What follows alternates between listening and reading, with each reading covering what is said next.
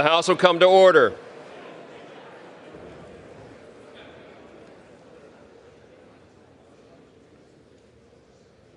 Speaker, the Vice President and the United States Senate.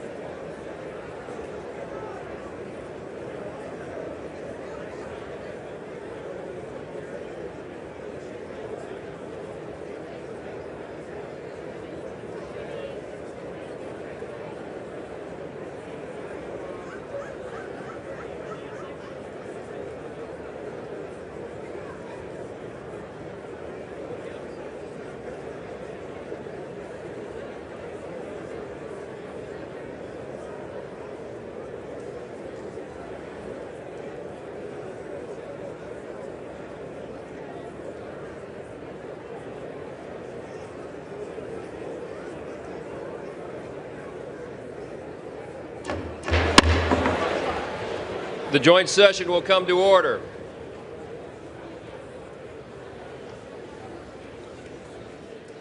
The chair appoints as members of the committee on the part of the House to escort the President of the United States into the chamber the following: the gentleman from Louisiana, Mr. Scalise; the gentleman from Minnesota, Mr. Emmer; the gentlewoman from Michigan, Mrs. McClain; the gentleman from North Carolina, Mr. Hudson; the gentleman from Pennsylvania, Mr. Reschenthaler; the gentleman from Utah, Mr. Moore; the gentlewoman from Indiana, Mrs. Houchin; the gentleman from Oklahoma, Mr. Hearn; the gentleman from New York, Mr. Jeffries; the gentlewoman from Massachusetts, Ms. Clark; the gentleman from California, Mr. Aguilar; the gentleman from California, Mr. Liu; the gentleman from Colorado, Mr. Neguse; the gentlewoman from Washington, Ms. Delbene; the gentlewoman from Michigan, Mrs. Dingell.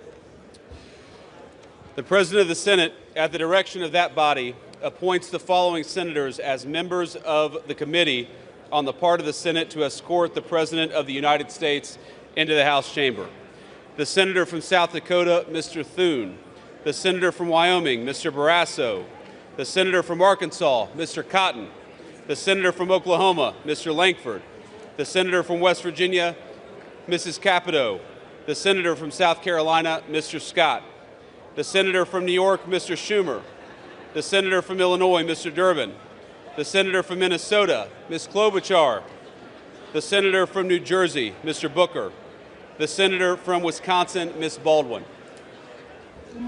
The members of the escort committee will exit the chamber through the lobby doors.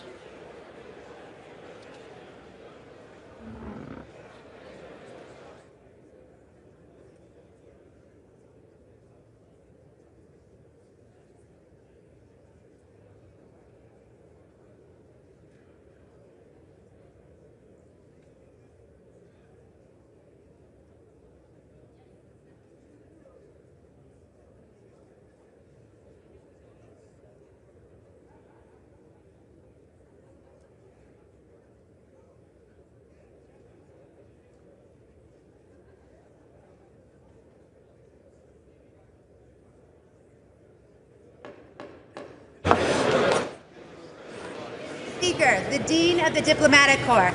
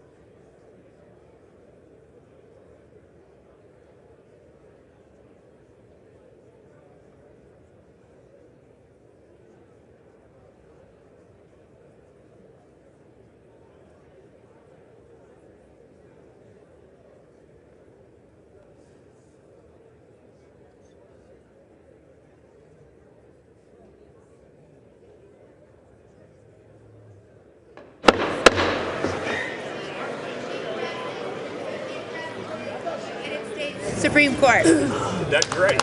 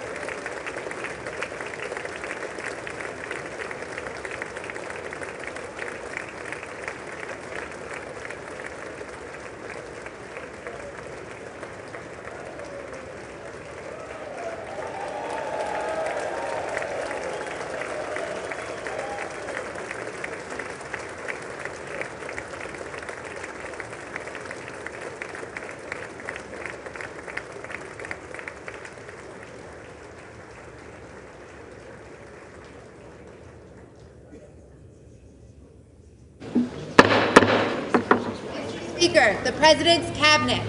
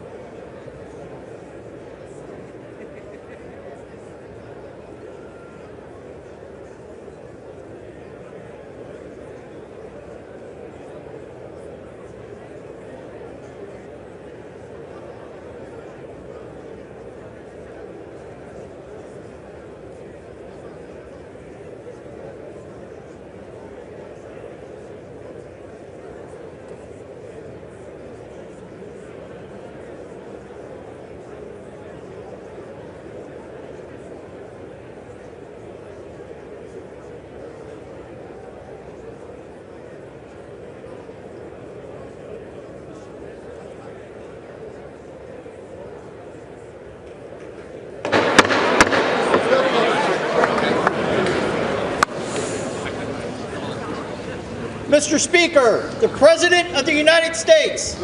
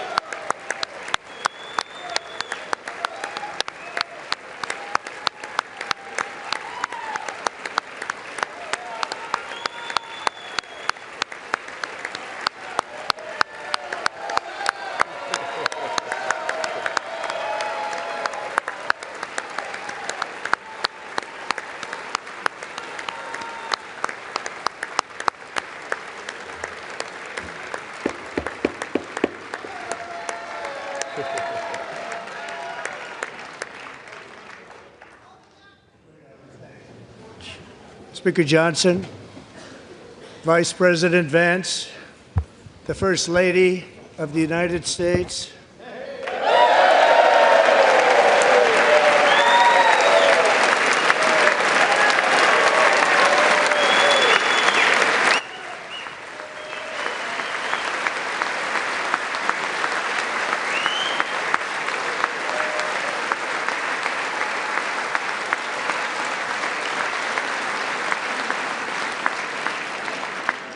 members of the United States Congress, thank you very much, and to my fellow citizens, America is back.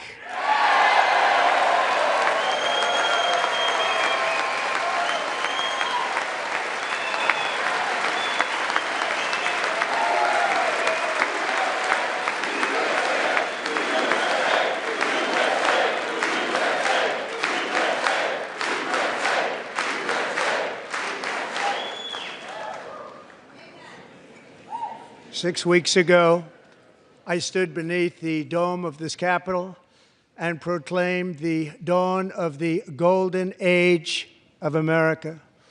From that moment on, it has been nothing but swift and unrelenting action to usher in the greatest and most successful era in the history of our country.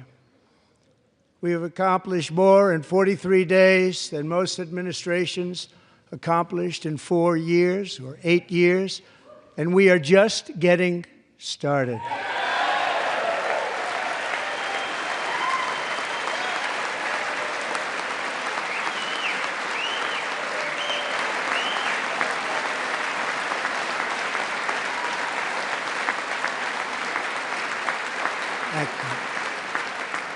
I return to this chamber tonight to report that America's momentum is back, our spirit is back, our pride is back, our confidence is back, and the American dream is surging bigger and better than ever before.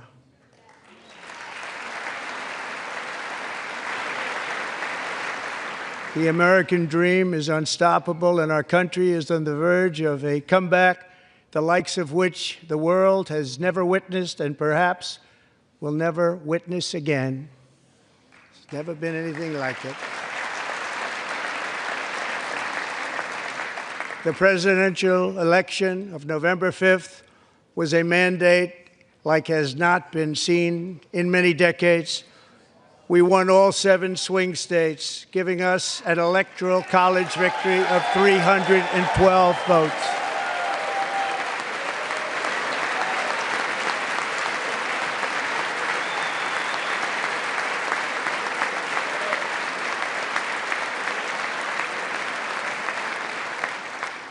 We won the popular vote by big numbers and won counties in our country.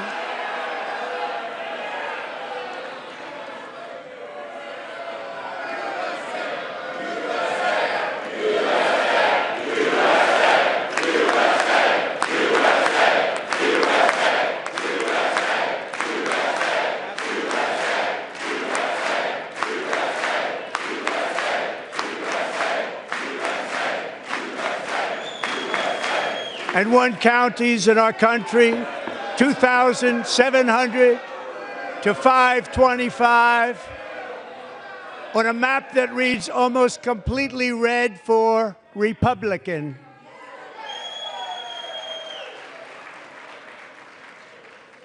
Now, for the first time in modern history, more Americans believe that our country is headed in the right direction than the wrong direction. In fact, it's an astonishing record, 27-point swing, the most ever.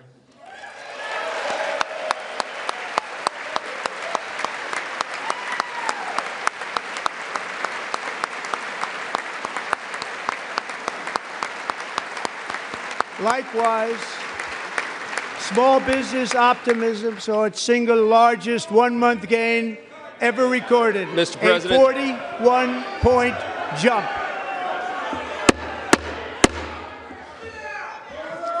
Members are directed to uphold and maintain decorum in the House and to cease any further disruptions. That's your warning.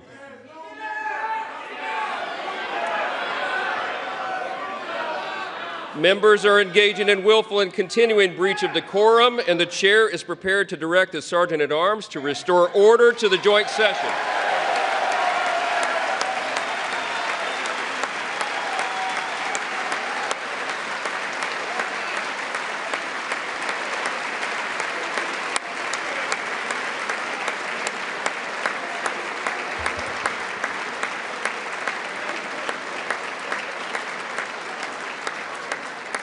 Mr. Green, take your seat. Take your seat, sir. Take your seat. Finding that members continue to engage in willful and concerted disruption of proper decorum, the chair now directs the Sergeant-at-Arms to restore order. Remove this gentleman from the chamber.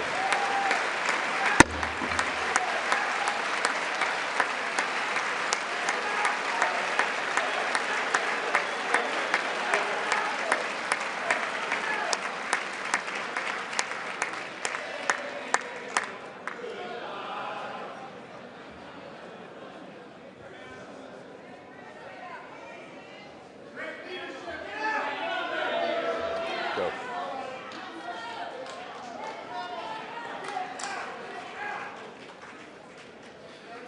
Members are directed to uphold and maintain decorum in the House. Mr. President, you continue. Thank you. Over the past 6 weeks, I have signed nearly 100 executive orders and taken more than 400 executive actions, a record to restore common sense, safety, optimism, and wealth all across our wonderful land. The people elected me to do the job, and I'm doing it.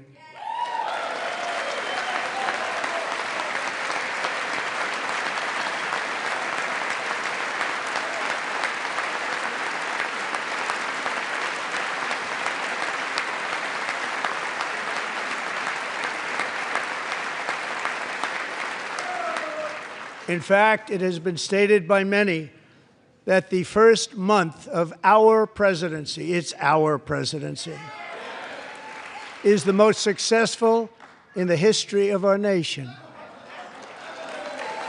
By many.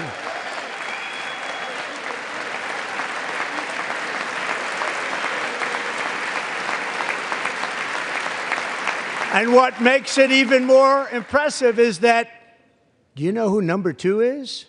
George Washington. How about that? How about that? I don't know about that list, but we'll take it. Within hours of taking the oath of office, I declared a national emergency on our southern border, and I deployed the U.S. military and Border Patrol to repel the invasion of our country. And what a job they've done.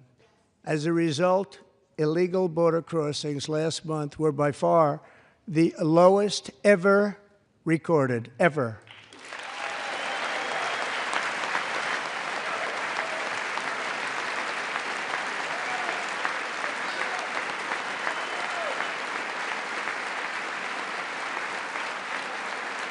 They heard my words and they chose not to come. Much easier that way. In comparison, under Joe Biden, the worst president in American history, there were hundreds of thousands of illegal crossings a month, and virtually all of them, including murderers, drug dealers, gang members, and people from mental institutions and insane asylums, were released into our country. Who would want to do that? This is my 5th such speech to Congress. And once again, I look at the Democrats in front of me, and I realize there is absolutely nothing I can say to make them happy or to make them stand or smile or applaud. Nothing I can do. I could find a cure to the most devastating disease, a disease that would wipe out entire nations, or announce the answers to the greatest economy in history, or the stoppage of crime to the lowest levels ever recorded. And these people sitting right here will not clap, will not stand, and certainly will not cheer for these astronomical achievements. They won't do it, no matter what. Five times I've been up here. It's very sad, and it just shouldn't be this way.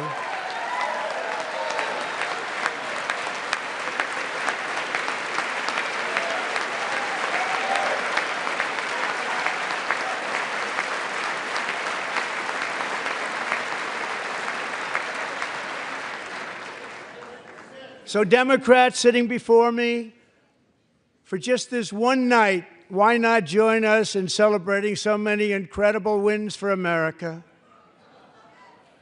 For the good of our nation, let's work together and let's truly make America great again.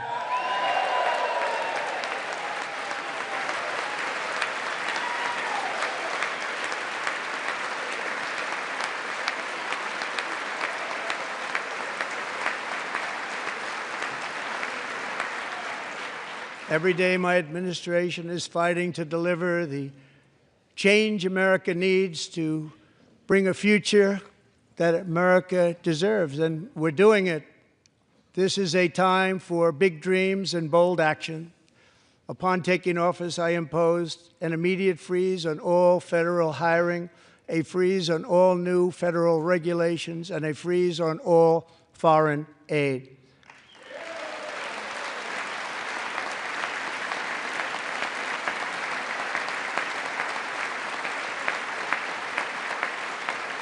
I terminated the ridiculous Green New Scam. I withdrew from the unfair Paris Climate Accord, which was costing us trillions of dollars that other countries were not paying. I withdrew from the corrupt World Health Organization.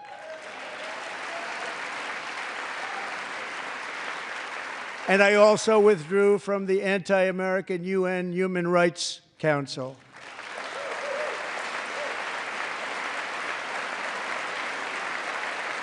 We ended all of Biden's environmental restrictions that were making our country far less safe and totally unaffordable.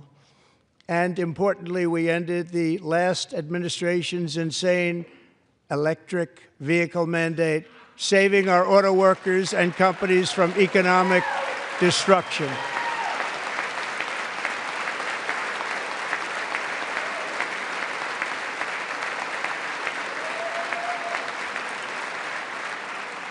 To unshackle our economy, I have directed that for every one new regulation, 10 old regulations must be eliminated, just like I did in my very successful first term.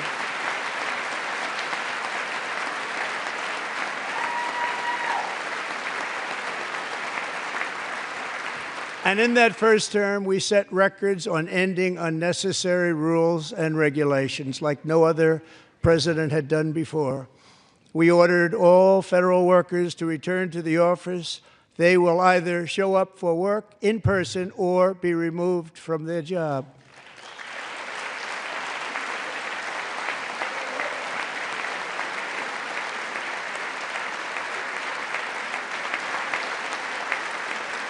And we have ended weaponized government where, as an example, a sitting president is allowed to viciously prosecute his political opponent, like me.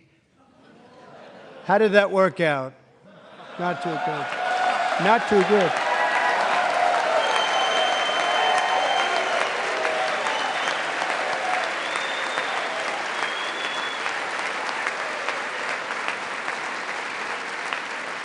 And I have stopped all government censorship and brought back free speech in America. It's back.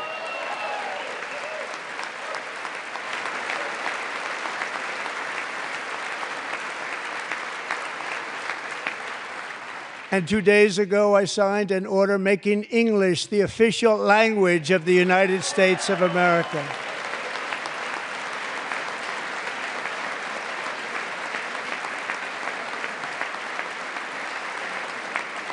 I renamed the Gulf of Mexico the Gulf of America.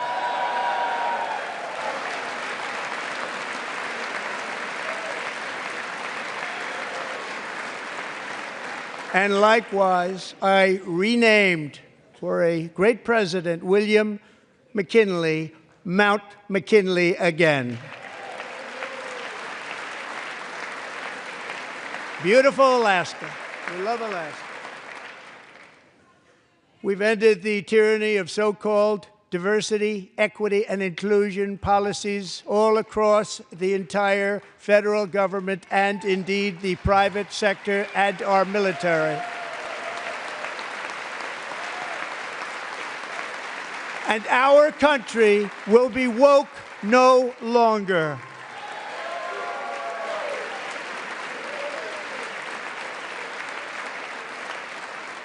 We believe that whether you are a doctor, an accountant, a lawyer, or an air traffic controller, you should be hired and promoted based on skill and competence, not race or gender. Very important.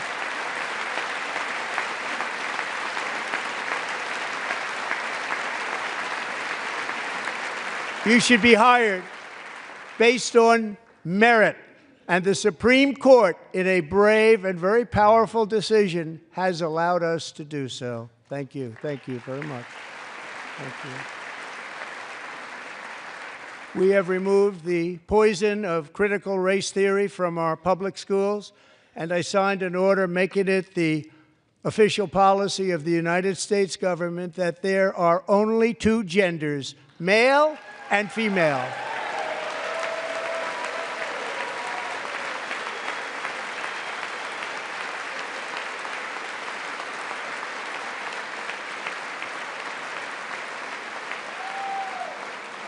I also signed an executive order to ban men from playing in women's sports.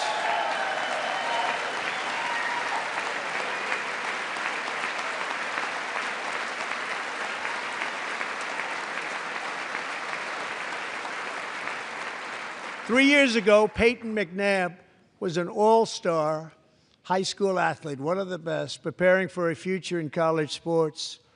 But when her girls' volleyball match was invaded by a male, he smashed the ball so hard in Peyton's face, causing traumatic brain injury, partially paralyzing her right side, and ending her athletic career. It was a shot like she's never seen before. She's never seen anything like it.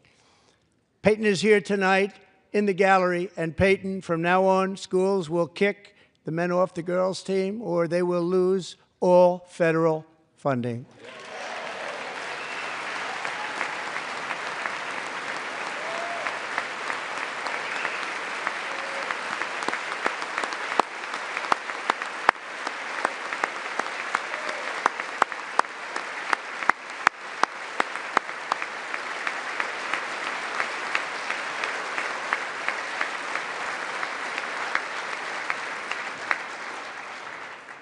And if you really want to see numbers, just take a look at what happened in the women's boxing, weightlifting, track and field, swimming, or cycling, where a male recently finished a long-distance race 5 hours and 14 minutes ahead of a woman for a new record by 5 hours. Broke the record by 5 hours. It's demeaning for women, and it's very bad for our country. We're not going to put up with it any longer.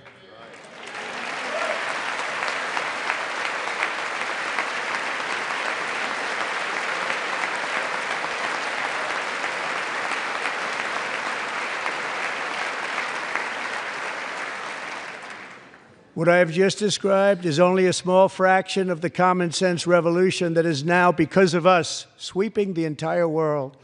Common sense has become a common theme, and we will never go back. Never. Never going to let that happen. Among my very highest priorities is to rescue our economy and get dramatic and immediate relief to working families. As you know, we inherited from the last administration an economic catastrophe and an inflation nightmare. Their policies drove up energy prices, pushed up grocery costs, and drove the necessities of life out of reach for millions and millions of Americans. They've never had anything like it. We suffered the worst inflation in 48 years, but perhaps even in the history of our country. They're not sure. As president, I'm fighting every day to reverse this damage and make America affordable again.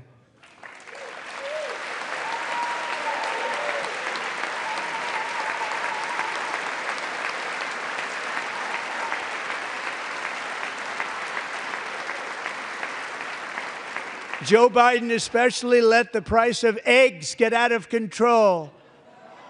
The egg price is out of control, and we're working hard to get it back down. Secretary, do a good job on that. You inherited a total mess from the previous administration. Do a good job.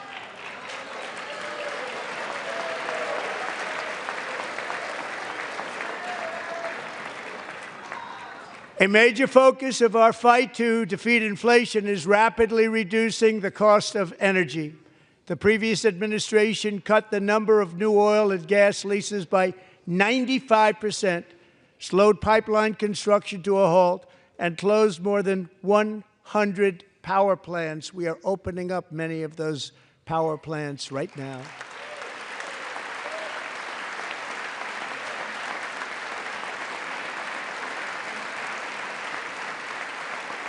And frankly, we have never seen anything like it.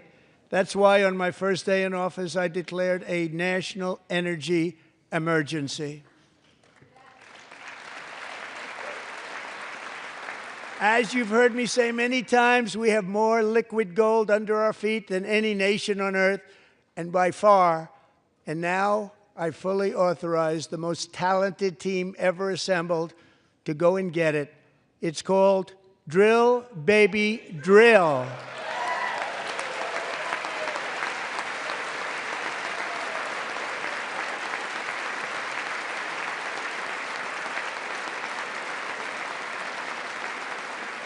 My administration is also working on a gigantic natural gas pipeline in Alaska, among the largest in the world, where Japan, South Korea, and other nations want to be our partner with investments of trillions of dollars each. There's never been anything like that one. It will be truly spectacular. It's all set to go. The permitting is gotten. And later this week, I will also take historic action to dramatically expand production of critical minerals and rare earths here in the USA.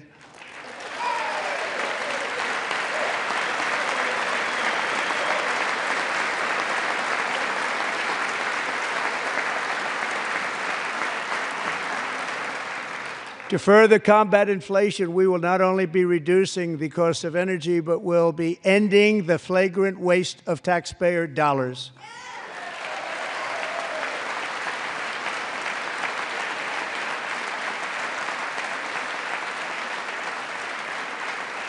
And to that end, I have created the brand new Department of Government Efficiency, DOGE.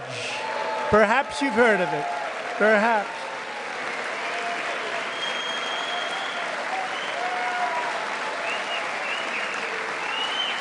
Which is headed by Elon Musk, who is in the gallery tonight.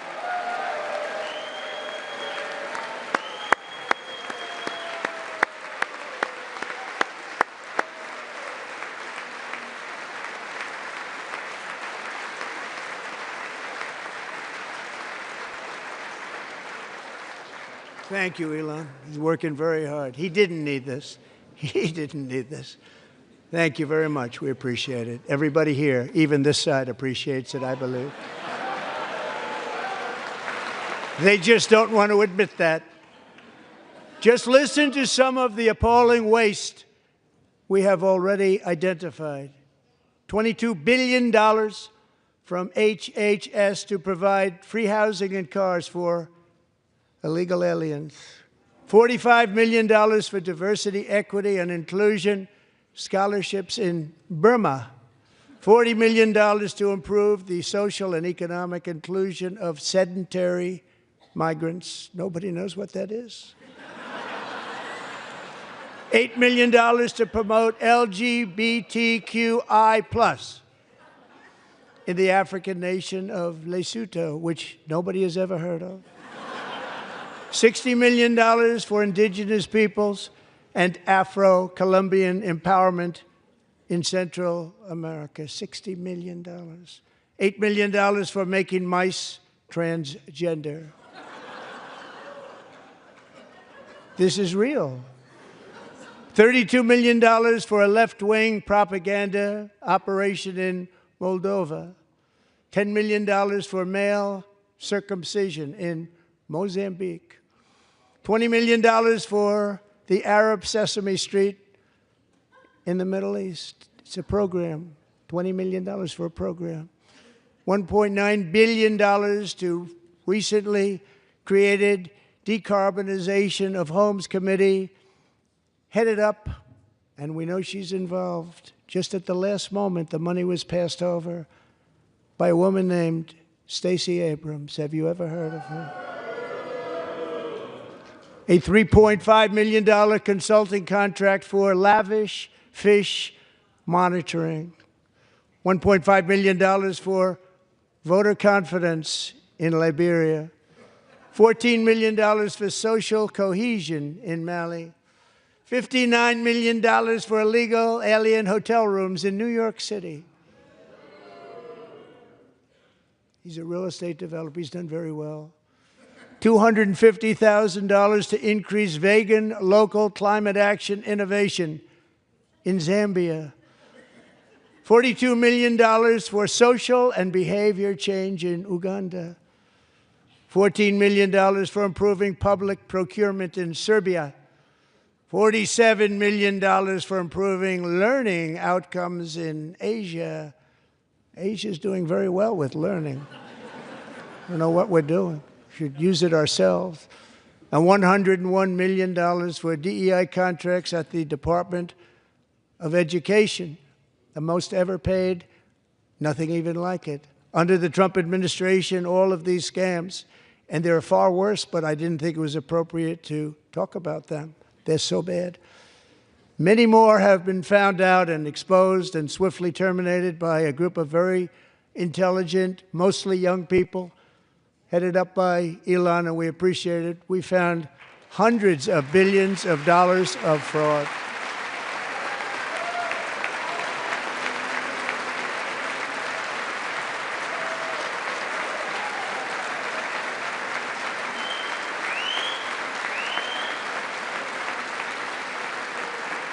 And we've taken back the money and reduced our debt to fight inflation and other things. Taken back a lot of that money. We got it just in time. This is just the beginning. The Government Accountability Office, a federal government office, has estimated annual fraud of over $500 billion in our nation, and we are working very hard to stop it. We're going to. We're also identifying shocking levels of incompetence and probable fraud in the Social Security program for our seniors, and that our seniors and people that we love rely on. Believe it or not, government databases list 4.7 million Social Security members from people aged 100 to 109 years old. It lists 3.6 million people from ages 110 to 119. I don't know any of them. I know some people that are rather elderly, but not quite that elderly. 3.47 million people from ages 120 to 129. 3.9 million people from ages 130 to 139. 3.5 million people from ages 140 to 149. And money is being paid to many of them, and we're searching right now. In fact, Pam, good luck. Good luck. You're going to find it. But a lot of money is paid out to people because it just keeps getting paid, and nobody does, and it really hurts Social Security and hurts our country. 1.3 million people from ages 150 to 159, and over 130,000 people, according to the Social Security databases, are age over 160 years old. We have a healthier country than I thought, Bobby.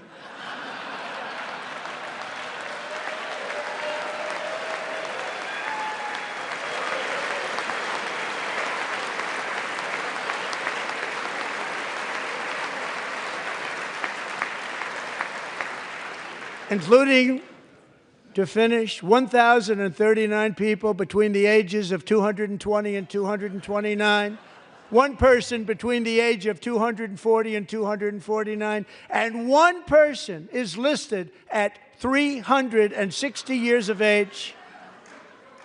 More than 100 years older than our country. But we're going to find out where that money's going, and it's not going to be pretty. By slashing all of the fraud, waste, and theft we can find, we will defeat inflation, bring down mortgage rates, lower car payments and grocery prices, protect our seniors, and put more money in the pockets of American families.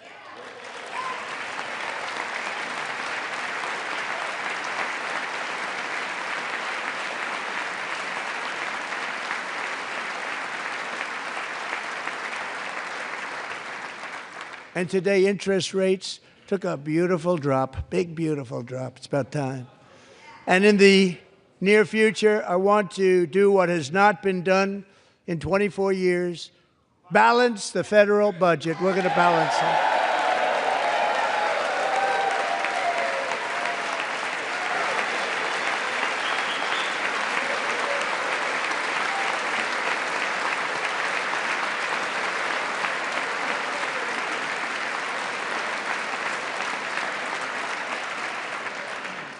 With that goal in mind, we have developed in great detail what we are calling the Gold Card, which goes on sale very, very soon. For $5 million, we will allow the most successful job-creating people from all over the world to buy a path to U.S. citizenship. It's like the green card, but better and more sophisticated. And these people will have to pay tax in our country. They won't have to pay tax from where they came. The money that they've made, you wouldn't want to do that, but they have to pay tax, create jobs. They'll also be taking people out of colleges and paying for them so that we can keep them in our country instead of having them being forced out.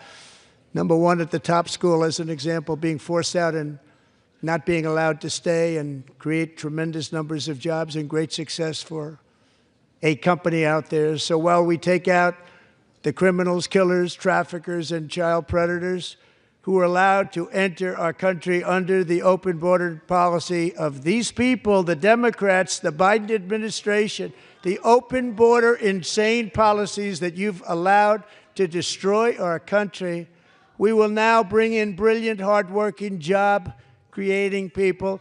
They're going to pay a lot of money, and we're going to reduce our debt with that money.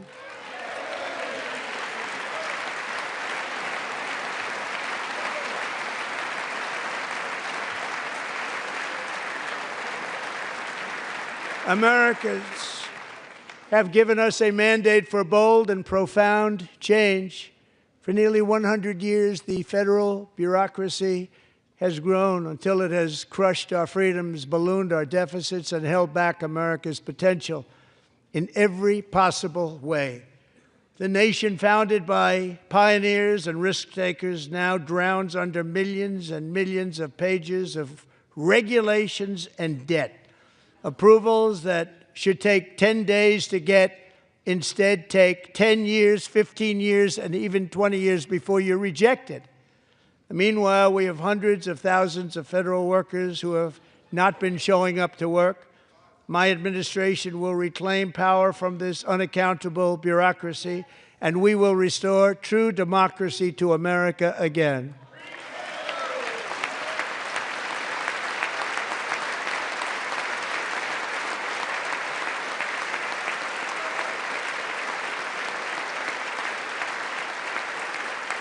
And any federal bureaucrat who resists this change will be removed from office immediately. Because we are draining the swamp. It's very simple. And the days of rule by unelected bureaucrats are over.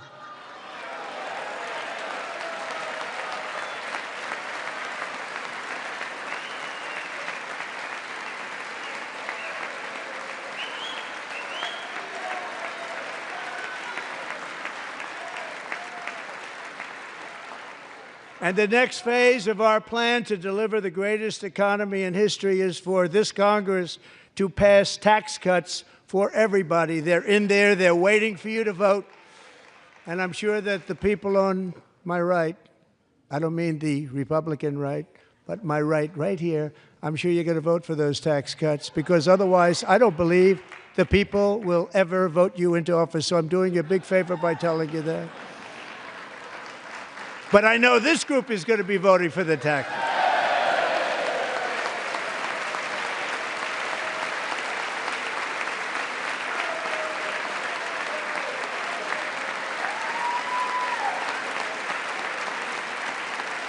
Thank you. It's a very, very big part of our plan. We had tremendous success in our first term with it. A very big part of our plan. We're seeking permanent income tax cuts all across the board.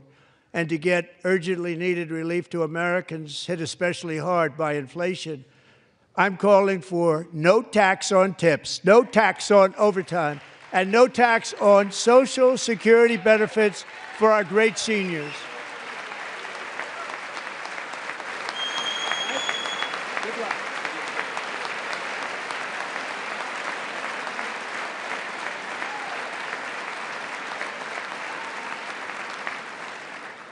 And I also want to make interest payments on car loans tax deductible, but only if the car is made in America.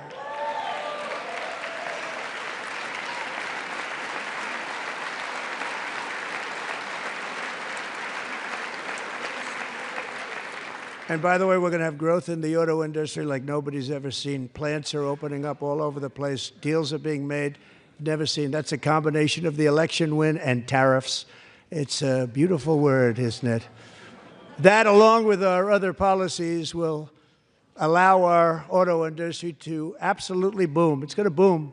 Spoke to the majors today, all three, the top people, and they're so excited. In fact, already numerous car companies have announced that they will be building massive automobile plants in America, with Honda just announcing a new plant in Indiana, one of the largest anywhere in the world.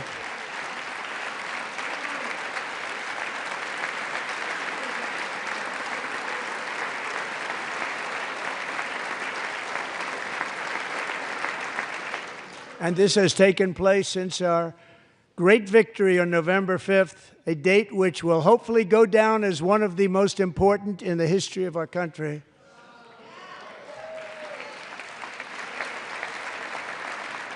In addition, as part of our tax cuts, we want to cut taxes on domestic production and all manufacturing. And just as we did before, we will provide 100% expensing. It will be retroactive to January 20th, 2025. And it was one of the main reasons why our tax cuts were so successful in our first term, giving us the most successful economy in the history of our country. First term. We had a great first term.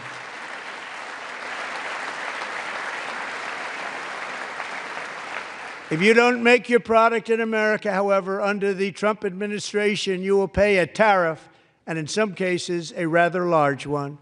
Other countries have used tariffs against us for decades, and now it's our turn to start using them against those other countries. On average, the European Union, China, Brazil, India, Mexico, and Canada, have you heard of them? And countless other nations charge us tremendously higher tariffs than we charge them. It's very unfair. India charges us auto tariffs higher than 100%. China's average tariff on our products is twice what we charge them. And South Korea's average tariff is 4 times higher. Think of that, 4 times higher. And we give so much help militarily and in so many other ways to South Korea. But that's what happens. This is happening by friend and foe. This system is not fair to the United States and never was. And so on April 2nd, I wanted to make it April 1st, but I didn't want to be accused of April Fool's Day.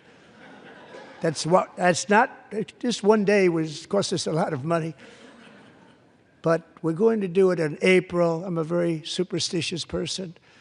April 2nd reciprocal tariffs kick in. And whatever they tariff us, other countries, we will tariff them. That's reciprocal, back and forth. Whatever they tax us, we will tax them. If they do non-monetary tariffs to keep us out of their market, then we will do non-monetary barriers to keep them out of our market. There's a lot of that, too. They don't even allow us in their market. We will take in trillions and trillions of dollars and create jobs like we have never seen before. I did it with China, and I did it with others, and the Biden administration couldn't do anything about it because there was so much money they couldn't do anything about it. We have been ripped off for decades by nearly every country on earth, and we will not let that happen any longer.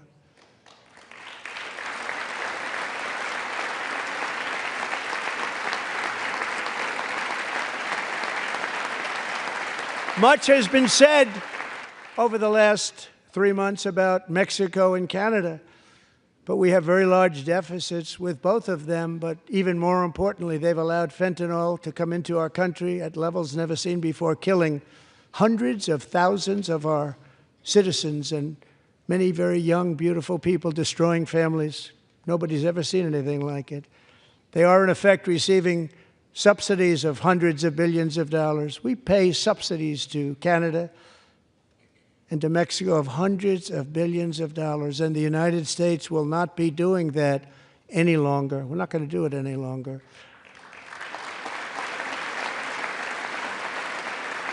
Thanks to our America First policies we're putting into place, we have had $1.7 trillion of new investment in America in just the past few weeks. The combination of the election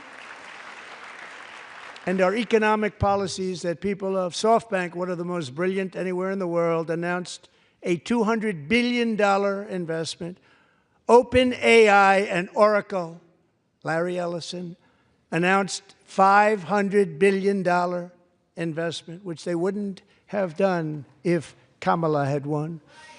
Apple announced $500 billion investment. Tim Cook called me. He said, I cannot spend it fast enough. It's going to be much higher than that, I believe. They'll be building their plants here instead of in China. And just yesterday, Taiwan Semiconductor, the biggest in the world, most powerful in the world, has a tremendous amount, 97% of the market, announced a $165 billion investment to build the most powerful chips on earth right here in the USA.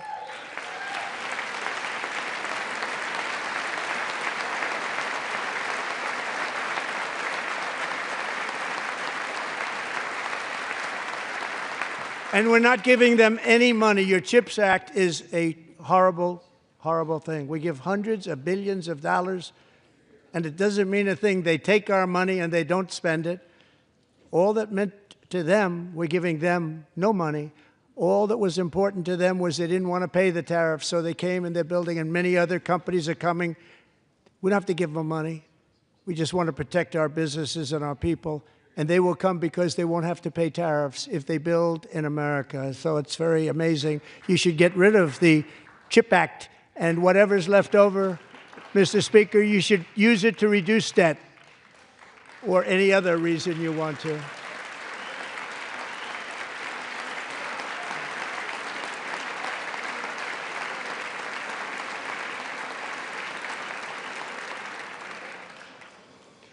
Our new trade policy will also be great for the American farmer. I love the farmer,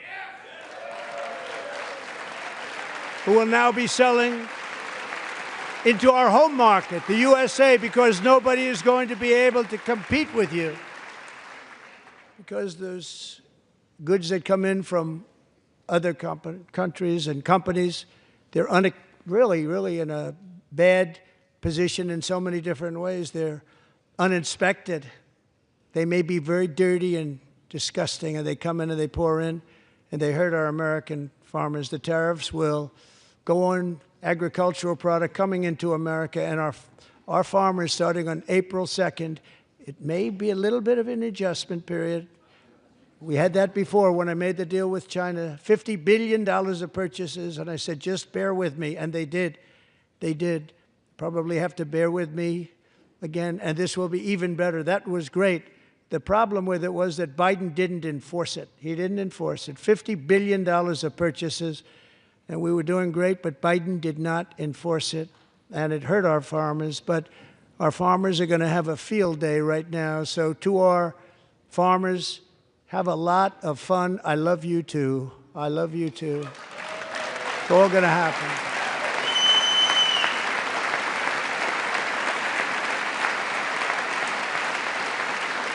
And I have also imposed a 25% tariff on foreign aluminum, copper, lumber, and steel, because if we don't have, as an example, steel and lots of other things, we don't have a military, and frankly, we just won't have a country very long. Here today is a proud American steelworker, fantastic person from Decatur, Alabama, Jeff Denard.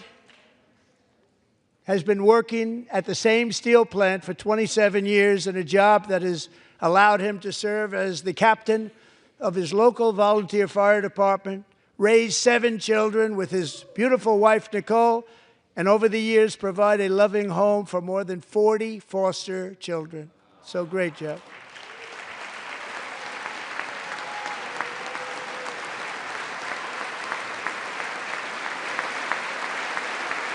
Thank you, Jeff.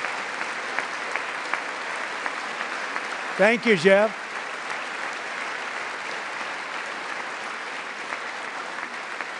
Stories like Jeff's remind us that tariffs are not just about protecting American jobs. They're about protecting the soul of our country.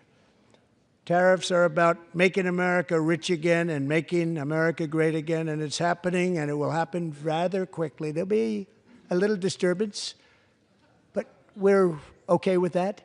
It won't be much. No, you're not. Oh.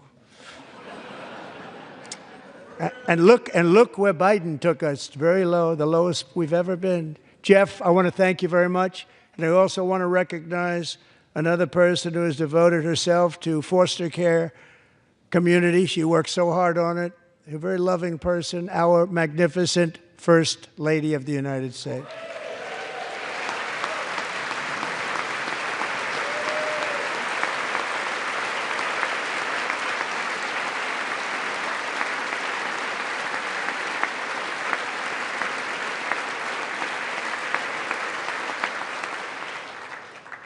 Melania's work has yielded incredible results, helping prepare our nation's future leaders as they enter the workforce. Our First Lady is joined by 2 impressive young women, very impressive. Haley Ferguson, who benefited from the First Lady's Fostering the Future initiative and is poised to complete her education and become a teacher. And Elliston Berry, who became a victim of an illicit deepfake image produced by a peer. With Elliston's help, the Senate just passed the Take It Down Act, and this is so important. Thank you very much, John. John Thune, thank you. Stand up, John. Thank you, John.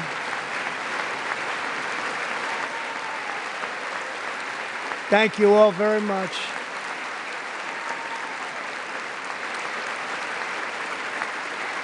Thank you. And thank you to John Thune and the Senate. Great job. To criminalize the publication of such images online is a terrible, terrible thing. And once it passes the House, I look forward to signing that bill into law. Thank you. And I'm going to use that bill for myself, too, if you don't mind. Because nobody gets treated worse than I do online. Nobody. That's great. Thank you very much to the Senate. Thank you. But if we truly care about protecting Americans' children, no step is more crucial than securing America's borders. Over the past 4 years, 21 million people poured into the United States. Many of them were murderers, human traffickers, gang members, and other criminals from the streets of dangerous cities all throughout the world. Because of Joe Biden's insane and very dangerous open border policies, they are now strongly embedded in our country, but we are getting them out and getting them out fast.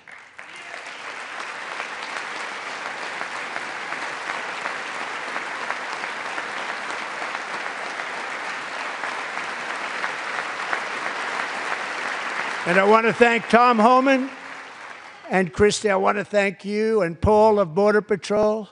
I want to thank you. What a job they've all done. Everybody, Border Patrol, ICE, law enforcement in general is incredible. We have to take care of our law enforcement. Have to.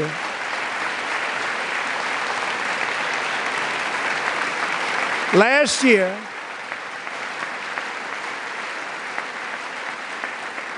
a brilliant 22-year-old nursing student named Laken Riley, the best in her class, admired by everybody, went out for a jog on the campus of the University of Georgia.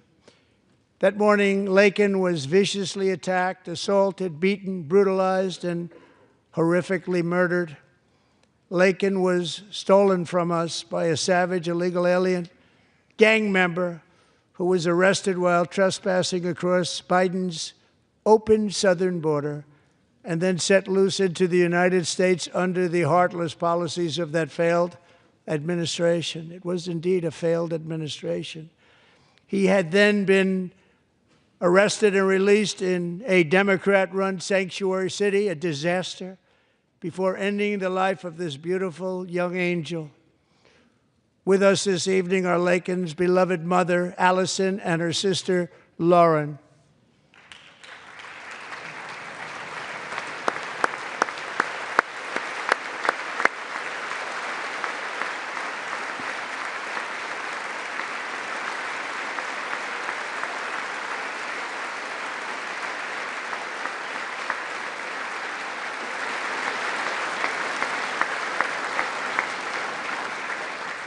Last year, I told Laken's grieving parents that we would ensure their daughter would not have died in vain. That's why the very first bill I signed into law as your 47th president mandates the detention of all dangerous criminal aliens who threaten public safety. It's a very strong, powerful act.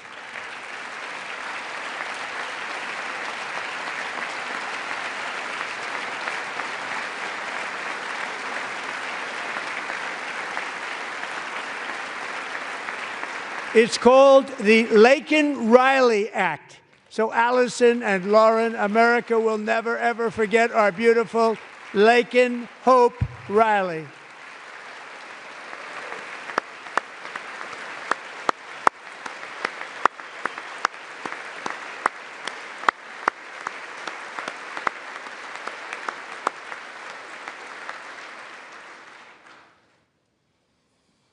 Thank you very much.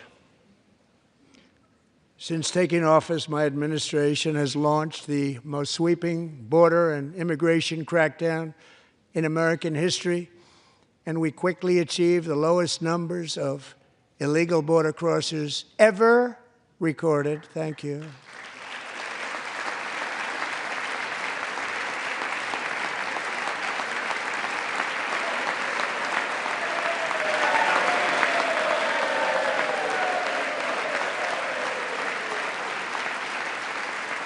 The media and our friends in the Democrat Party kept saying we needed new legislation, we must have legislation to secure the border. But it turned out that all we really needed was a new president.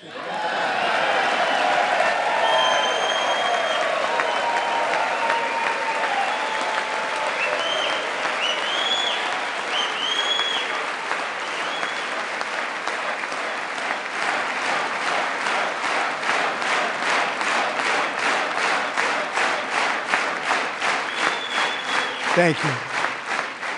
Joe Biden didn't just open our borders, he flew illegal aliens over them to overwhelm our schools, hospitals, and communities throughout the country.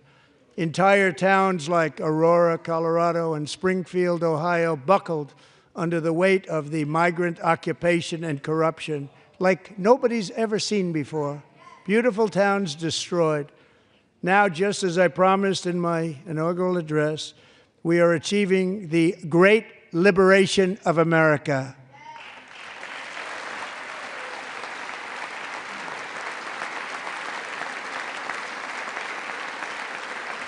But there still is much work to be done. Here tonight is a woman I have gotten to know, Alexis Nungari from Houston.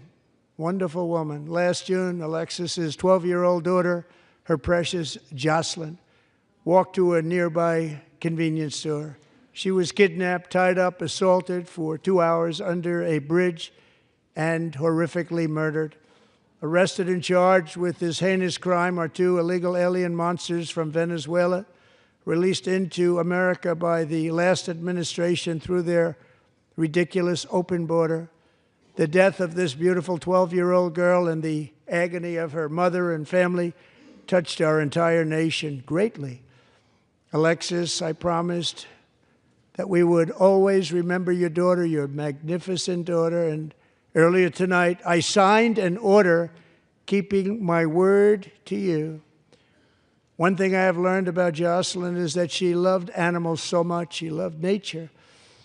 Across Galveston Bay, from where Jocelyn lived in Houston, you will find a magnificent national wildlife refuge, a pristine, peaceful, 34,000-acre sanctuary for all of God's creatures on the edge of the Gulf of America. Alexis, moments ago, I formally renamed that refuge in loving memory of your beautiful daughter, Jocelyn.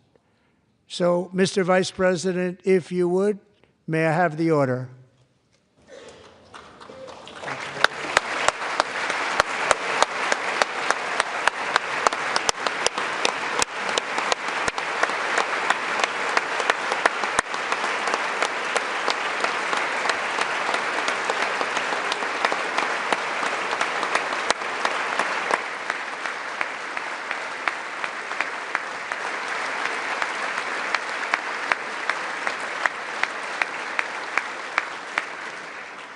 Thank you very much. All 3 savages charged with Jocelyn and Lakin's murders were members of the Venezuelan prison gang, the toughest gang, they say, in the world, known as Tren de Aragua. 2 weeks ago, I officially designated this gang, along with MS-13 and the bloodthirsty Mexican drug cartels, as foreign terrorist organizations.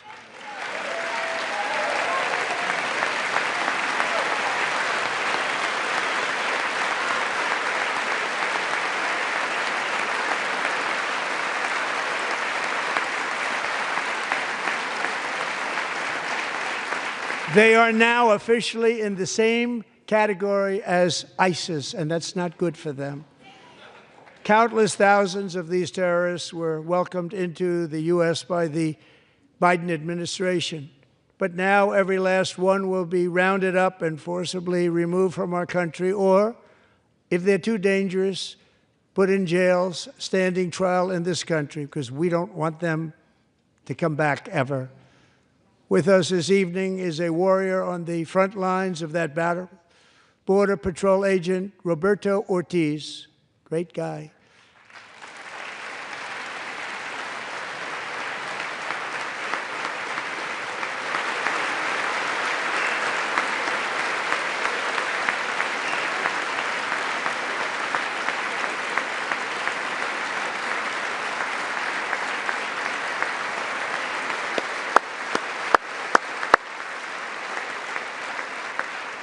In January, Roberto and another agent were patrolling by the Rio Grande near an area known as Cartel Island. Doesn't sound too nice to me. When heavily armed gunmen started shooting at them, Roberto saw that his partner was totally exposed, at great danger, and he leapt into action, returning fire and providing crucial seconds for his fellow agent to seek safety, just barely. I have some of the prints of that event, and it was not good. Agent Ortiz, we salute you for your great courage and for your line of fire that you took and for the bravery that you showed. We honor you, and we will always honor you. Thank you, Roberto, very much.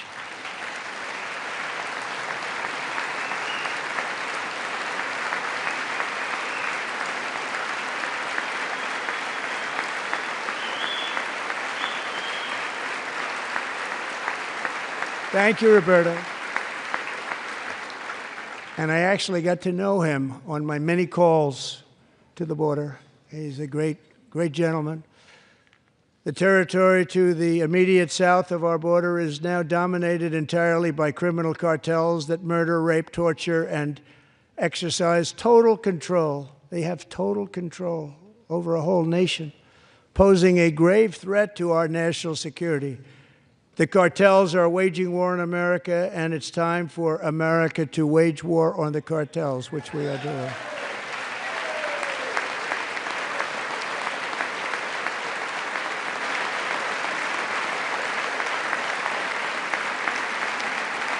Five nights ago, Mexican authorities, because of our tariff policies being imposed on them, think of this, handed over to us 29 of the biggest cartel leaders in their country. That has never happened before. They want to make us happy. First time ever. But we need Mexico and Canada to do much more than they've done, and they have to stop the fentanyl and drugs pouring into the USA. They're going to stop it. I have sent Congress a detailed funding request laying out exactly how we will eliminate these threats to protect our homeland and complete the largest deportation operation in American history, larger even than current record holder President Dwight D. Eisenhower, a moderate man, but someone who believed very strongly in borders. Americans expect Congress to send me this funding without delay so I can sign it into law. So, Mr. Speaker, John Thune, both of you, I hope you're going to be able to do that. Mr. Speaker, thank you. Mr. Leader, thank you. Thank you very much. And let's get it to me. I'll sign it so fast, you won't even believe it.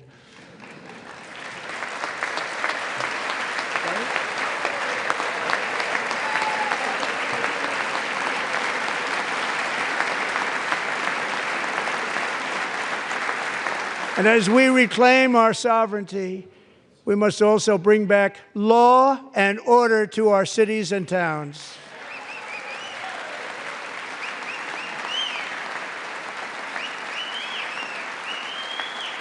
In recent years, our justice system has been turned upside down by radical left lunatics. Many jurisdictions virtually ceased enforcing the law against dangerous repeat offenders while weaponizing law enforcement against political opponents like me. My administration has acted swiftly and decisively to restore fair, equal, and impartial justice under the constitutional rule of law, starting at the FBI and the DOJ. Pam, good luck. Cash, wherever you may be, good luck. Good luck. Pam Bondi.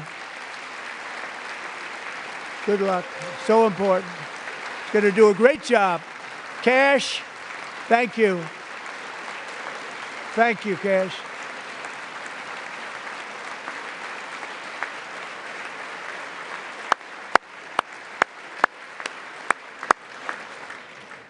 They've already started very strong. They're going to do a fantastic job. You're going to be very proud of them. We're also once again giving our police officers the support, protection, and respect they so dearly deserve. They have to get it. They have such a hard, dangerous job, but we're going to make it less dangerous. The problem is the bad guys don't respect the law, but they're starting to respect it, and they soon will respect it. This also includes our great fire departments throughout the country. Our firemen and women are unbelievable people, and we'll never forget them. And besides that, they voted for me in record numbers, so I have no choice.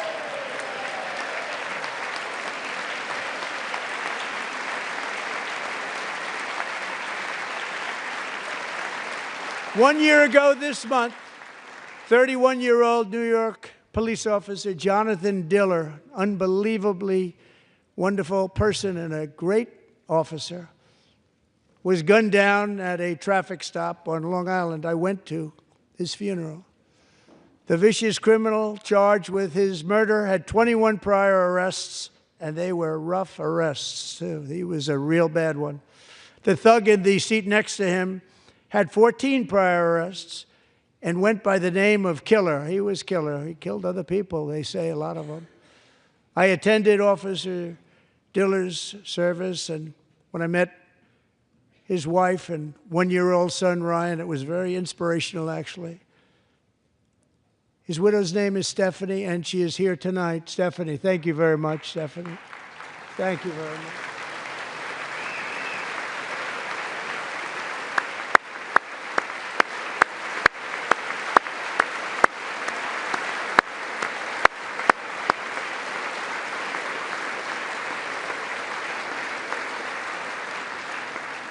Stephanie, we're going to make sure that Ryan knows his dad was a true hero, New York's finest, and we're going to get these cold-blooded killers and repeat offenders off our streets, and we're going to do it fast.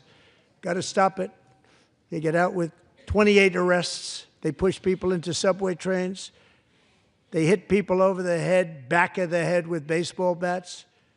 We got to get them out of here.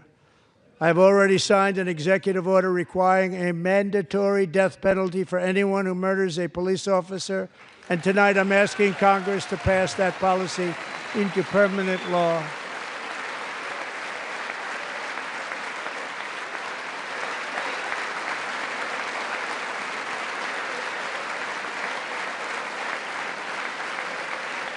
I'm also asking for a new crime bill getting tough on repeat offenders while enhancing protections for America's police officers so they can do their jobs without fear of their lives being totally destroyed. They don't want to be killed. We're not going to let them be killed. Joining us in the gallery tonight is a young man who truly loves our police. His name is DJ Daniel. He is 13 years old, and he has always dreamed of becoming a police officer.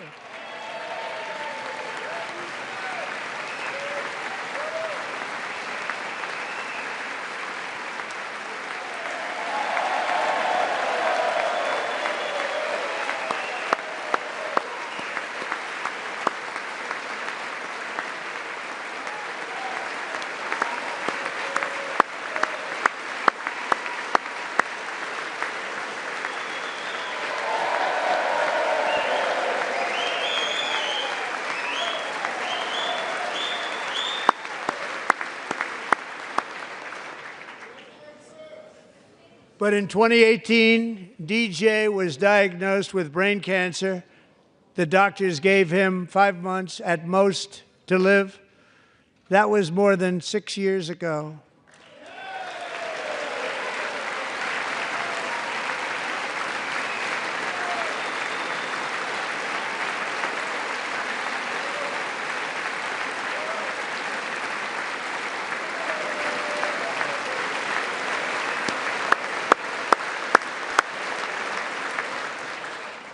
Since that time, DJ and his dad have been on a quest to make his dream come true, and DJ has been sworn in as an honorary law enforcement officer, actually a number of times. The police love him, the police departments love him. And tonight, DJ, we're going to do you the biggest honor of them all. I am asking our new Secret Service Director, Sean Curran, to officially make you an agent of the United States Secret Service.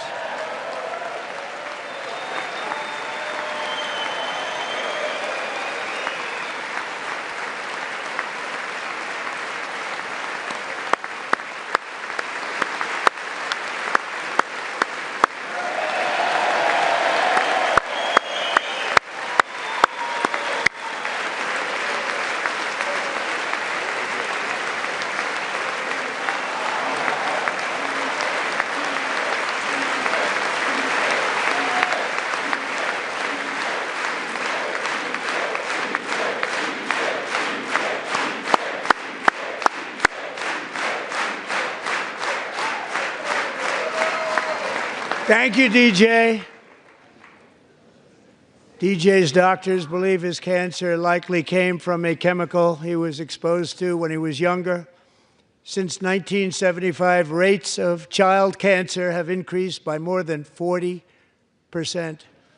Reversing this trend is one of the top priorities for our new presidential commission to make America healthy again, chaired by our new Secretary of Health and Human Services, Robert F. Kennedy, Jr.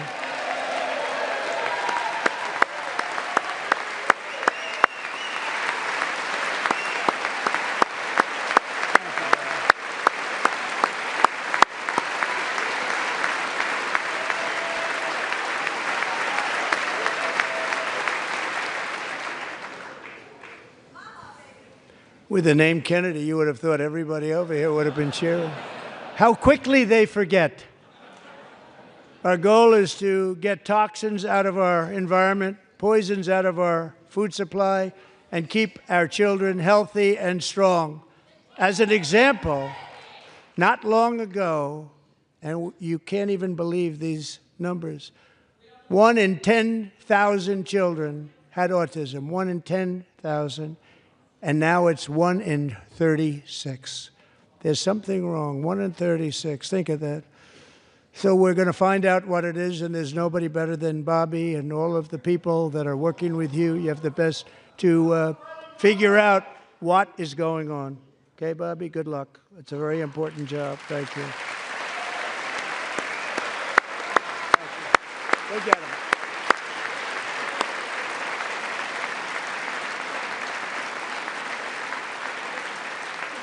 Thank you. My administration is also working to protect our children from toxic ideologies in our schools. A few years ago, January Littlejohn and her husband discovered that their daughter's school had secretly, socially transitioned their 13-year-old little girl. Teachers and administrators conspired to deceive January and her husband while encouraging her daughter to use a new name and pronouns. They, them pronoun, actually, all without telling January, who is here tonight and is now a courageous advocate against this form of child abuse. January, thank you. Thank you. Thank you very much.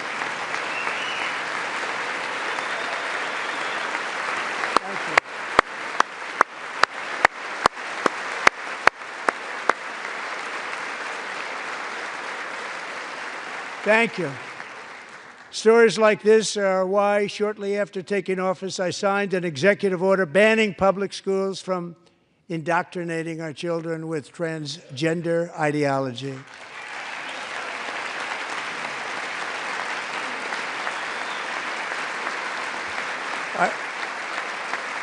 I also signed an order to cut off all taxpayer funding to any institution that engages in the sexual mutilation of our youth.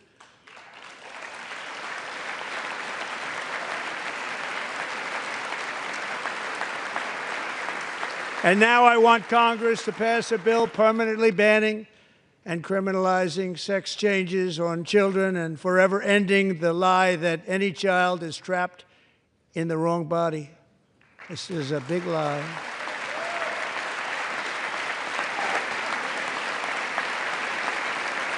And our message to every child in America is that you are perfect exactly the way God made you.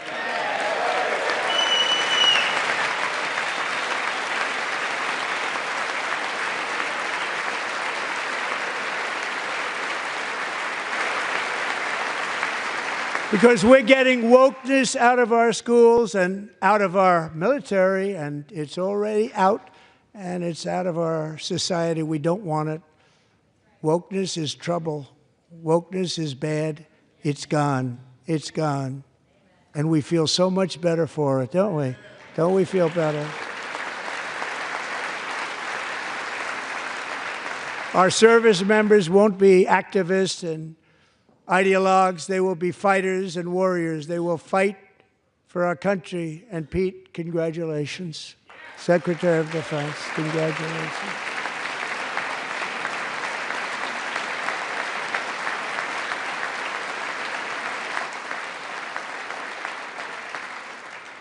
And he's not big into the woke movement, I can tell you. I know him well. I am pleased to report that in January, the U.S. Army had its single best recruiting month in 15 years, and that all armed services are having among the best recruiting results ever in the history of our services. What a difference.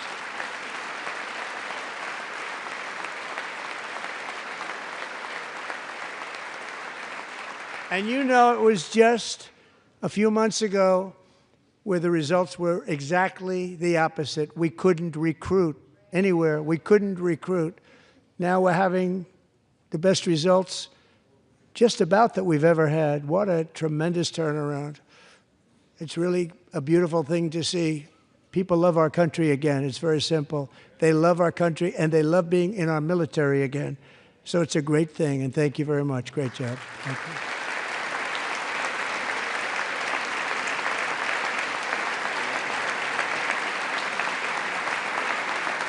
We're joined tonight by a young man, Jason Hartley, who knows the weight of that call of duty. Jason's father, grandfather, and great-grandfather all wore the uniform. Jason tragically lost his dad, who was also a Los Angeles County Sheriff's deputy when he was just a boy, and now he wants to carry on the family legacy of service. Jason is a senior in high school, a six-letter varsity athlete, a really good athlete, they say, a brilliant student with a 4.46, that's good, GPA. And his greatest dream is to attend the U.S. Military Academy at West Point.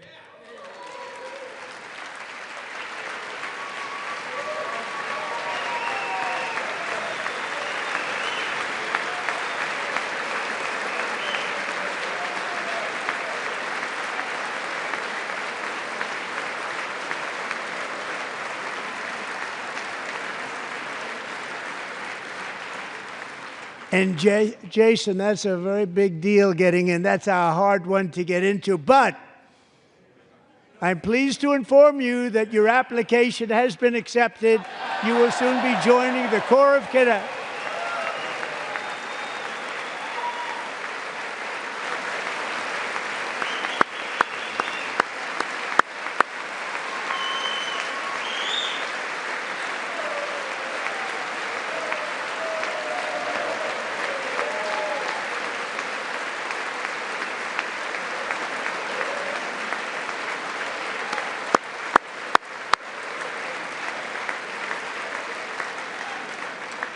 Thank you. Jason, you're going to be on the long gray line, Jason. As Commander-in-Chief, my focus is on building the most powerful military of the future. As a first step, I'm asking Congress to fund a state-of-the-art Golden Dome missile defense shield to protect our homeland, all made in the USA.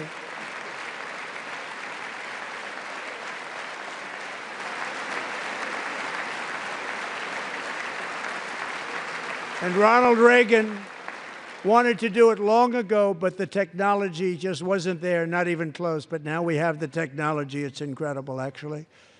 And other places, they have it. Israel has it. Other places have it. And the United States should have it too, right, Tim, right?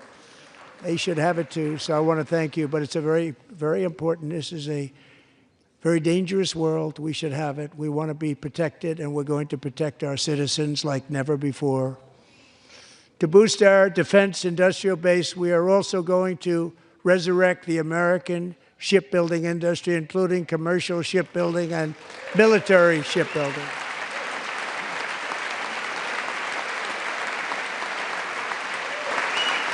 And for that purpose, I am announcing tonight that we will create a new Office of Shipbuilding in the White House and offer special tax incentives to bring this industry home to America where it belongs. We used to make so many ships. We don't make them anymore very much, but we're going to make them very fast, very soon. It will have a huge impact. To further enhance our national security, my administration will be reclaiming the Panama Canal, and we've already started doing it.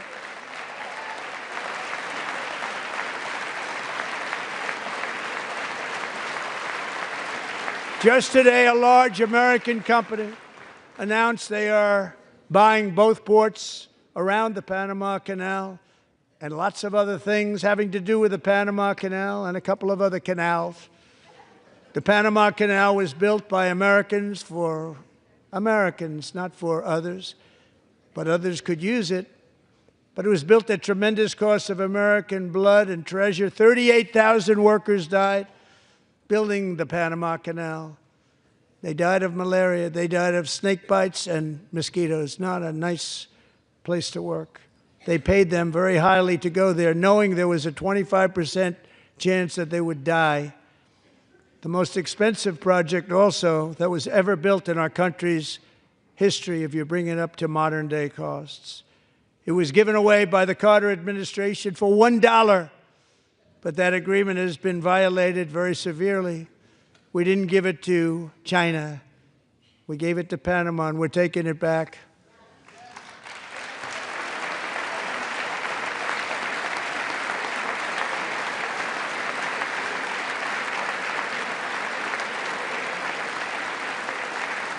And we have Marco Rubio in charge. Good luck, Marco. Now, we know who to blame if anything goes wrong. Now, Marco's been amazing, and he's going to do a great job. Think of it. He got 100 votes. You know, he was approved with actually 99, but the 100th was this gentleman, and I feel very certain. So let's assume he got 100 votes. And I'm either very, very happy about that or I'm very concerned about it. But he's already proven. I mean, he's a great gentleman. He's respected by everybody, and we appreciate you voting for Marco. He's going to do a fantastic job. Thank you. Thank you. He's doing a great job. Great job. And I also have a message tonight for the incredible people of Greenland. We strongly support your right to determine your own future. And if you choose, we welcome you into the United States of America. We need Greenland for national security and even international security, and we're working with everybody involved to try and get it. But we need it really for international world security, and I think we're going to get it. One way or the other, we're going to get it. We will keep you safe. We will make you rich, and together we will take Greenland to heights like you have never thought possible before. It's a very small population, but very, very large piece of land and very, very important for military security. America is once again standing strong against the forces of radical Islamic terrorism. 3.5 years ago, ISIS terrorists killed 13 American service members and countless others in the Abbey Gate bombing during the disastrous and incompetent withdrawal from Afghanistan. Not that they were withdrawing, it was the way they withdrew. Perhaps the most embarrassing moment in the history of our country. Tonight, I am pleased to announce that we have just apprehended the top terrorist responsible for that atrocity, and he is right now on his way here to face the swift sword of American justice.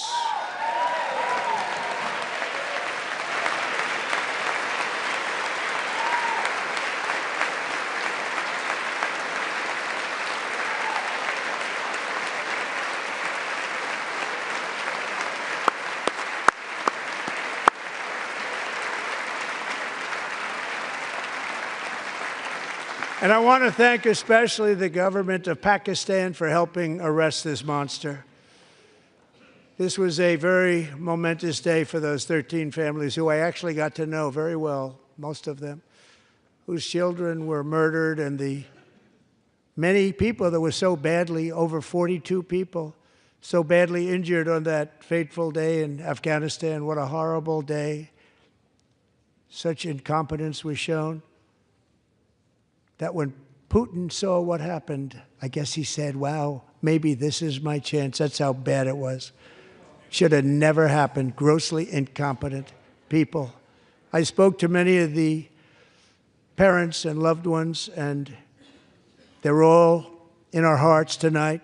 Just spoke to them on the phone. We had a big call. Every one of them called, and everybody was on the line, and they did nothing but cry with happiness. They were very happy, as happy as you can be under those circumstances. Their child, brother, sister, son, daughter was killed for no reason whatsoever. In the Middle East, we're bringing back our hostages from Gaza. In my first term, we achieved one of the most groundbreaking peace agreements in generations, the Abraham Accords.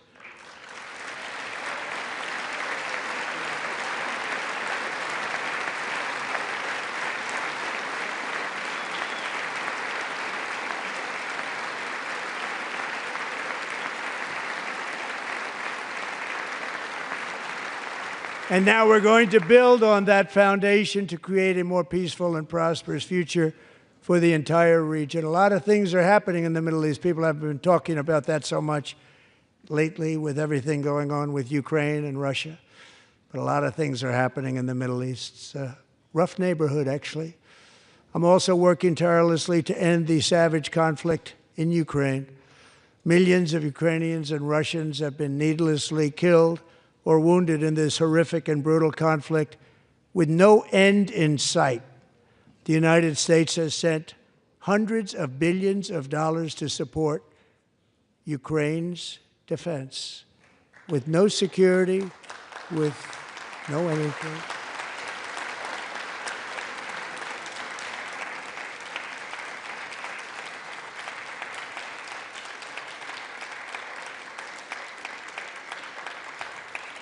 Do you want to keep it going for another 5 years? Yeah, you would say Pocahontas says yes.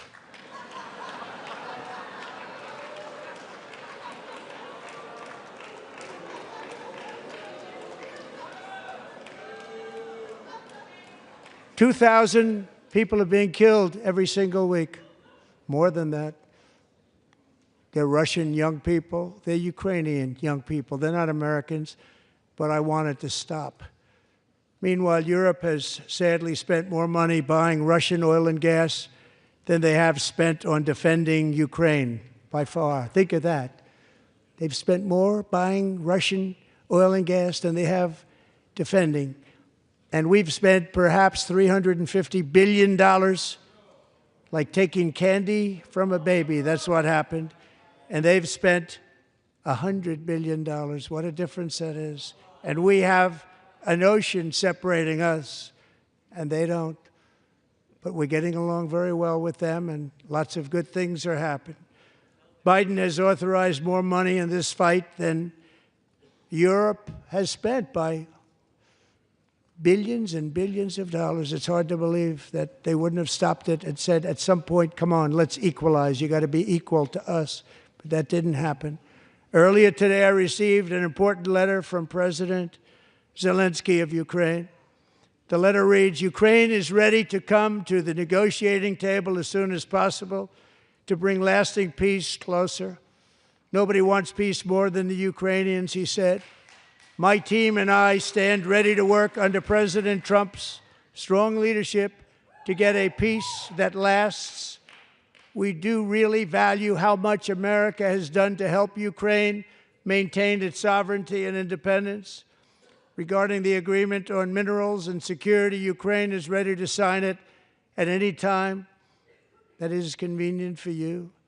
I appreciate that he sent this letter, just got it a little while ago.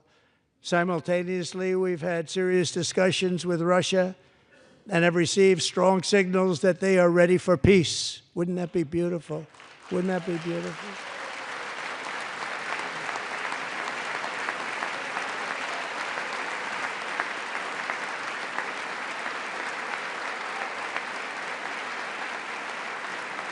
Wouldn't that be beautiful?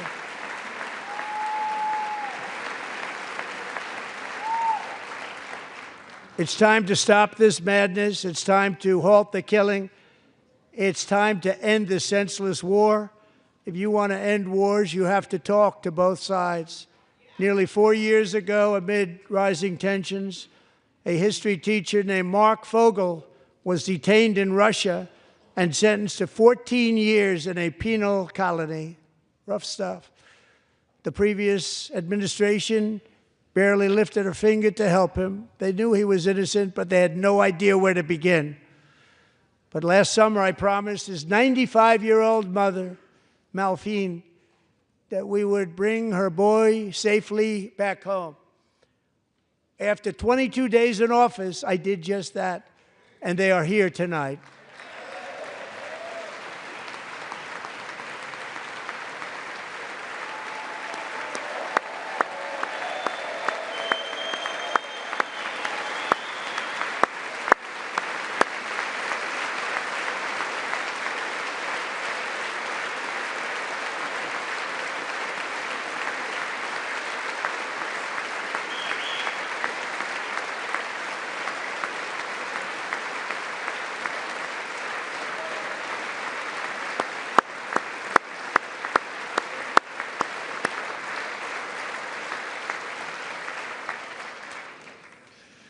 To Mark and his great mom, we are delighted to have you safe and sound and with us. As fate would have it, Mark Fogel was born in a small rural town in Butler, Pennsylvania. Have you heard of it? Where his mother has lived for the past 78 years. I just happened to go there last July 13th for a rally. That was not pleasant. And that is where I met his beautiful mom right before I walked onto that stage. And I told her I would not forget what she said about her son. And I never did I? Never forgot.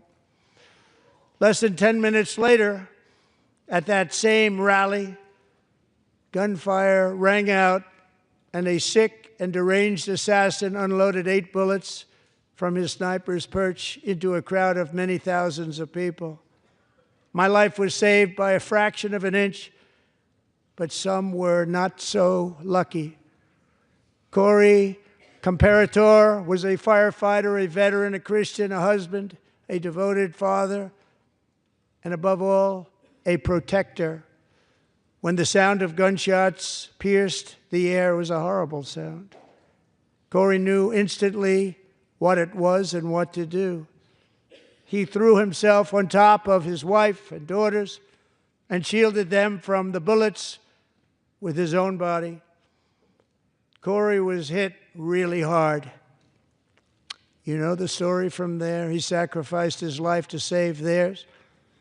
2 others, very fine people, were also seriously hit. But thankfully, with the help of 2 great country doctors, we thought they were gone, and they were saved. So those doctors had great talent. We're joined by Corey's wife, Helen, who was his high school sweetheart, and their 2 beloved daughters, Allison and Kaylee. Thank you.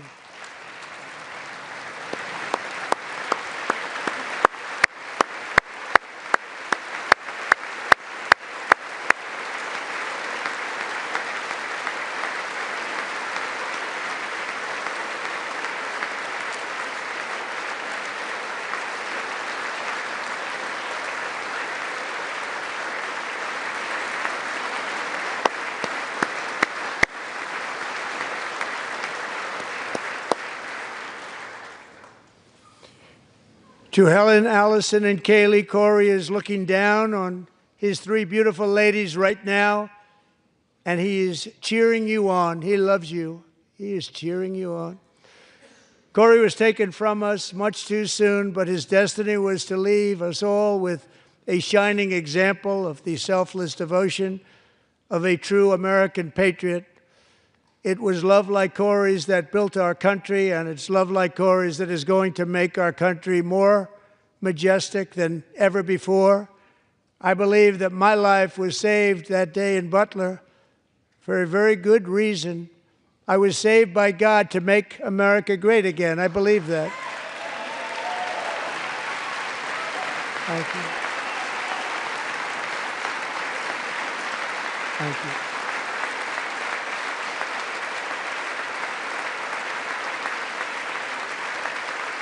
Thank you.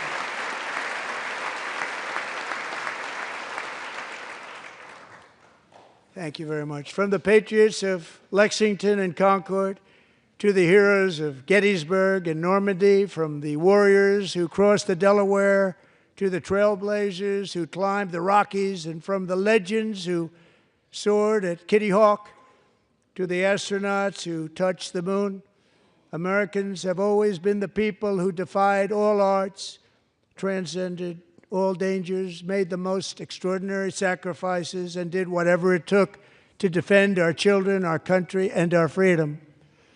And as we have seen in this chamber tonight, that same strength, faith, love, and spirit is still alive and thriving in the hearts of the American people.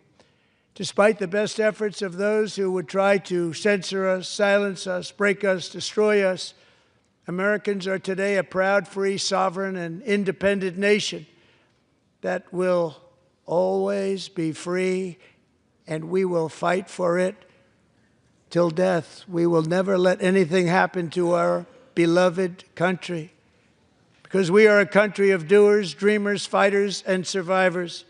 Our ancestors crossed a vast ocean, strode into the unknown wilderness, and carved their fortunes from the rock and soil of a perilous and very dangerous frontier. They chased our destiny across a boundless continent. They built the railroads, laid the highways, and graced the world with American marvels like the Empire State Building, the mighty Hoover Dam, and the towering Golden Gate Bridge.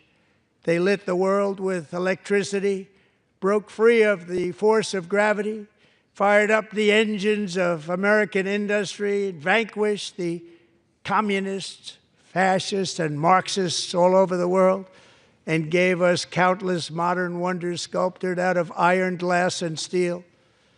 We stand on the shoulders of these pioneers who won and built the modern age, these workers who poured their sweat into the skylines of our cities, these warriors who shed their blood on fields of battle and gave everything they had for our rights and for our freedom. Now it is our time to take up the righteous cause of American liberty. And it is our turn to take America's destiny into our own hands and begin the most thrilling days in the history of our country. This will be our greatest era. With God's help, over the next 4 years, we are going to lead this nation even higher, and we are going to forge the freest, most advanced, most dynamic, and most dominant civilization ever to exist on the face of this earth. We are going to create the highest quality of life, build the safest and wealthiest and healthiest and most vital communities anywhere in the world. We are going to conquer the vast frontiers of science, and we are going to lead humanity into space and plant the American flag on the planet Mars and even far beyond.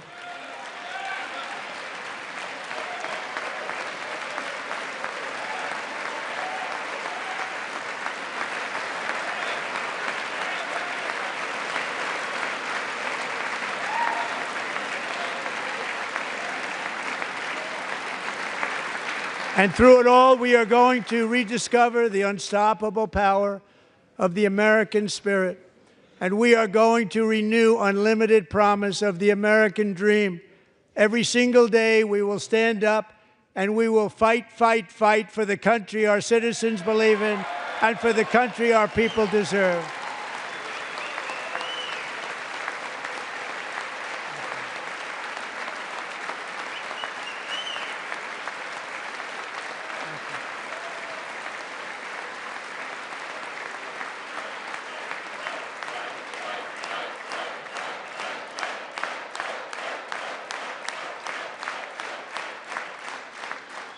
My fellow Americans, get ready for an incredible future, because the golden age of America has only just begun. It will be like nothing that has ever been seen before. Thank you, God bless you, and God bless America.